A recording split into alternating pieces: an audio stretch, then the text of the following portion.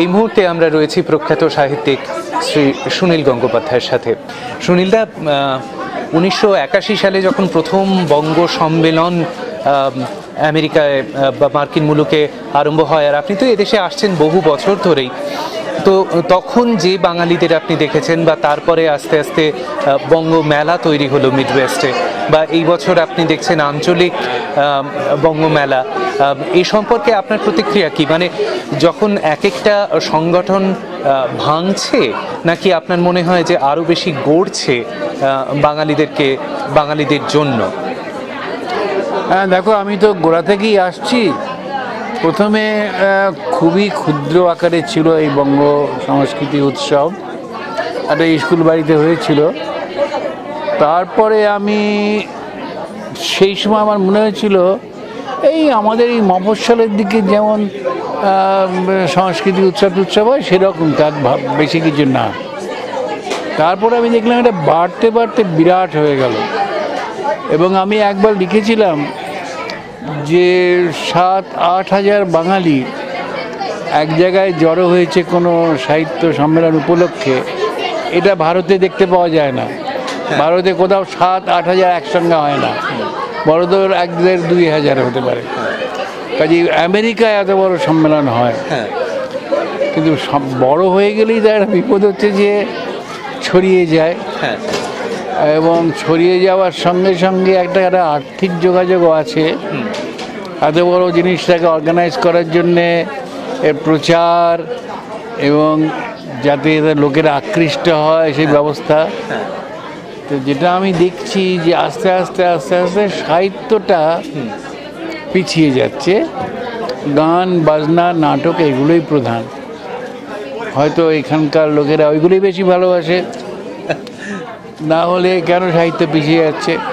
কারণ আমি তো বললাম বিভিন্ন সময় এসেছি, তো 1992 সালেও আমি দেখেছি যে যেটা সেবারে টরন্টোতে হয়েছিল, মূল মঞ্চে বিকেলবেলা বাংলা সাহিত্যের অনুষ্ঠান হয়েছিল। কয়েক হাজার লোক সেখানে উপস্থিত ছিল, দর্শকরা নানা রকম প্রশ্ন করছিল ইত্যাদি। তার মানে তখন সাহিত্যটাকে এতটা গুরুত্ব দেওয়া হতো। এখন হয় সাহিত্যের অনুষ্ঠান হয় সকাল 10টা-11টায়, কিংবা দুপুর 2টোয় যখন লোকে খেতে যায়। 10টা-11টায় যখন লোকে ভালো করে তৈরি হয় না, আর কোণের দিকের একটা ঘরে এই তো ঠেলে দেওয়া হয়েছে। আমি দেখছি বিভিন্ন জায়গায় তাই হয়। সাহিত্যের ইম্পর্টেন্সটা কমে গেছে। তো কিছু লোক আছে ছাঁকা, কিন্তু তবুও যে ওই কোণের দিকের ঘরে ঠেলে দিলেও অনেক লোক জিজ্ঞেস করতে করতে ঠিক চলে যায় সেখানে। এই তো দেখি, দেখতে দেখতে ক্রমশ হয়তো সাহিত্যটা একেবারেই বাদ পড়ে যাবে। যাই হোক, এখন এটা যেটা হচ্ছে ছড়িয়ে যাচ্ছে যে সন্তান সন্ততির জন্ম হচ্ছে, এই যে বললে, সত্যি তাই। এখন তো বঙ্গ মেলাকে আরও নানান রকম নামে নানান জায়গায় হচ্ছে। এটা এক হিসেবে ভালোই আমি বলবো। এটা এমন নয় যে মূল সংস্থাটা ভেঙে গিয়ে হচ্ছে। এটা হচ্ছে যেহেতু দেশটা বড় এবং মূল সংস্থাটার অধিবেশনও খুব বড় হয়ে গেছে, সেই জন্যে আঞ্চলিকভাবে বাঙালিরা নিজেরা করতে চাইছে। এই প্রসঙ্গে সুনীলদা একটা কথা মনে এলো, আপনি যখন বলছিলেন যে সাহিত্য আস্তে আস্তে উঠে যাবে, আমরা আজকাল দেখছি যে আমেরিকাতে প্রবাসী প্রচুর বাঙালি, তারাও লেখালেখি করছেন, কিন্তু দেশের মানুষের কাছে যখন মার্কিন মুলুক সম্পর্কে লেখা হোক বা ইউরোপ সম্পর্কে লেখা হয়, সেগুলো মূলত দেশের প্রথিতযশা লেখক লেখিকাদের লেখার মধ্যে দিয়ে অনেকটা বেশি বেরোয়, এবং এখানে যারা লিখছেন তাদের লেখা ততটা আমরা পাই না। আপনার কি মনে হয় এই বিষয়ে? যাকে বলে ডায়াসপোরা। তা এখন ধরো আমার মতে যে একজন লেখক তিনি মেদিনীপুরে বসেই লিখুন, আর লন্ডনে বসে লিখুন, আর নিউ ইয়র্কে বসেই লিখুন, তার লেখার যদি একটা মান থাকে যেটা পাঠকদের আকৃষ্ট করবে, তাহলে সব জায়গাতেই তিনি একই সম্মান পেতে পারেন। এখান থেকে যারা লেখালেখি করেন তাদের যেটা হয় কি, তাদের ভাষার একটা অসুবিধা হয়, যেহেতু মুখের ভাষাটা এখানে আলাদা, আর কানেও তারা ওই ভাষাটা নিয়মিত শোনেন না, ফলে এই ভাষার নুয়ান্সটা হয়তো একটুখানি হারিয়ে যায়, কিছু একটা অসুবিধা হয় আমি দেখি। তার সত্ত্বেও তো কেউ কেউ চেষ্টা করে, কেউ কেউ ভালোই লেখে। ক্রিয়েটিভ রাইটিং একটা ব্যাপার, যেটা আপনি বোধহয় সম্ভবত এই প্রথম দেশের লেখক যিনি আমেরিকাতে এসে ক্রিয়েটিভ রাইটিংয়ের ওপর একটা ওয়ার্কশপ আপনি করলেন। হ্যাঁ, সে বিষয়ে যদি কিছু বলেন। হ্যাঁ, গত বছর করেছিলাম। ওই কোথায় যেন হলো ওটা? নিউ ইয়র্কে। না, নিউ ইয়র্কে ঠিক না, নিউ ইয়র্ক ইথাকাতে। ওখানে ইউনিভার্সিটির সংলগ্ন একটা সংস্থার সঙ্গে। তা সেখানে খুব একটা টেকনোলজিক্যাল এত উন্নতি হয়েছে যে ওখানে তো কয়েকজন উপস্থিত ছিল। এছাড়া বিভিন্ন জায়গা থেকে আমার কাছে প্রশ্ন আসছিল, বা কেউ কেউ লেখা পড়ে শোনাচ্ছিল, আমি তার উত্তর দিচ্ছিলাম। এই ধরনের ওয়ার্কশপ বাংলায় এদেশে তো আগে হয়নি। যদি মাঝে মাঝে হতে পারে বেশ ভালোই হয়, বেশ ভালোই হয়। তাহলে যারা লেখে তারা একটু উৎসাহ পায়, আর একটুখানি সূত্র ধরিয়েও দেওয়া যায় যে কোথায় ত্রুটি হচ্ছে। পশ্চিমবঙ্গের যে বাঙালি আর বাংলাদেশের যে বাঙালি, দু দেশের যারা সাহিত্যিক, তাদের লেখার মধ্যে একটা পরিষ্কার তফাৎ রয়েছে। মানে লেখার গঠন দেখলেও অনেক সময় আন্দাজ করা যায় যে ইনি পশ্চিমবঙ্গের লেখক নন।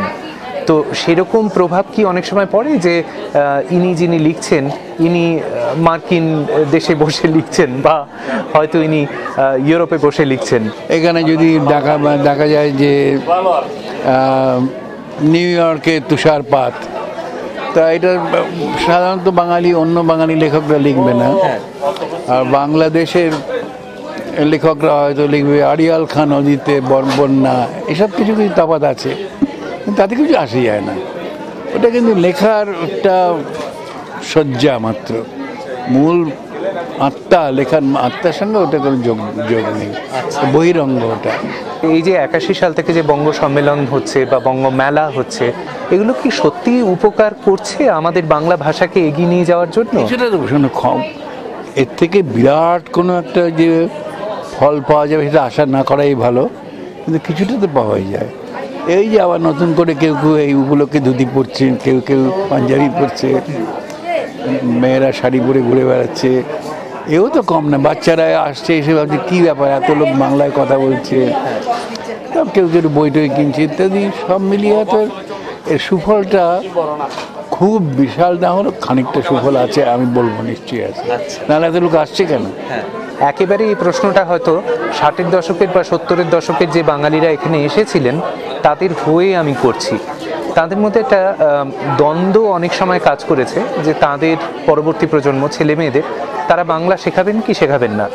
এক দলের বক্তব্য যে আমরা যদি শেখাই তাহলে শিকড়ের টান অনেকটা বেশি খুঁজে পাবে আমাদের সন্তানরা। আরেক দলের বক্তব্য যে বাংলা তো অপ্রয়োজনীয়, তাহলে শিখে লাভ কি? এ বিষয়ে আপনার মত কি?